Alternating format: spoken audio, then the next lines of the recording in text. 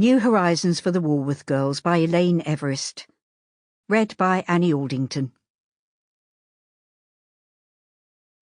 This is the last book Elaine wrote, and I would like to thank all the lovely readers and followers who I hope have enjoyed her writing. There are so many people involved in the production of a book, from her agent, Caroline Sheldon, to all the staff at Macmillan. I thank you too. Most of all, I thank Elaine for her love throughout the years, and I therefore dedicate this book to her memory. Michael Everest. The untold want by life and land ne'er granted, now voyagers sail thou forth to seek and find.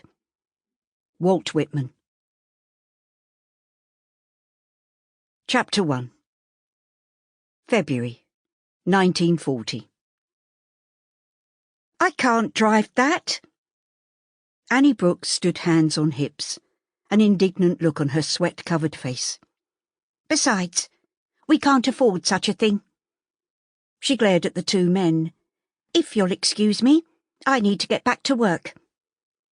She turned towards the side of the house and the path that led to the outhouse, no more than a corrugated iron shack, where steam could be seen wafting from the open-ended building. She stopped by a tap attached to a wooden post, cupping her hands under the icy water and scooping it up, sighing as the sudden coldness soothed her hot face and neck. It might be February, but where they worked was extremely hot. Retying the colourful scarf that kept her unruly blonde curls from her face, she entered the room where they earned their money as laundresses, and joined her mother.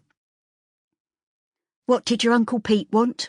Violet Brooks asked, as she continued to put her weight against the handle of a large iron mangle that stood next to one of 4 steaming coppers, and pushed it slowly round. Annie grabbed the end of a linen sheet that appeared from between the rollers, guiding it into a wicker basket that lay underneath the mangle.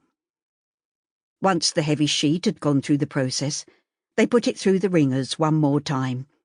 Then each took a basket handle and heaved it outside to where a row of washing lines stood at the edge of a small orchard.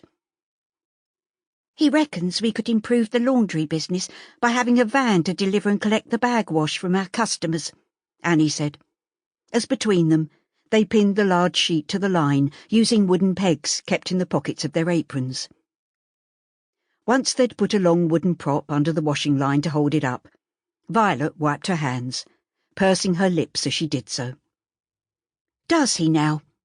I'll be having a word with him, as he has nothing to do with this business, and I don't want him poking his nose in," she huffed, picking up the empty laundry basket and heading back through the outhouse towards the path that wove its way around their cottage and onto the dirt track road beyond.